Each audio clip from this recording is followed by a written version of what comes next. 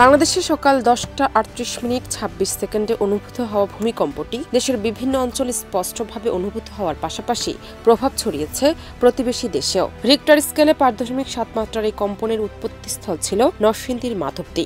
কয়েক সেকেন্ড স্থায়ী হওয়া সত্ত্বেও এটি মানুষের মধ্যে ব্যাপক আতঙ্ক সৃষ্টি করে। LME সার্টিফাইড বিশ্বসেরা কপারে তৈরি ওয়ালটন কেবলস, যা আপনার স্থাপনাকে রাখবে সব সময় নিরাপদ। বাংলাদেশের এই কম্পন সীমান্ত পেরিয়ে মৃদুভাবে অনুভূত হয়েছে ভারতের পশ্চিমবঙ্গে। কলকাতার বিভিন্ন এলাকায় বাসিন্দারা হালকা দুলুনি টের পান। সিলিং ফ্যান, বৈদ্যুতিক লাইট ও ঝোলানো সামগ্রী সামান্য নড়তে দেখা গেছে বলে জানান স্থানীয়রা। তবে এখন পর্যন্ত বড় কোনো ক্ষয়ক্ষতির খবর পাওয়া যায়নি।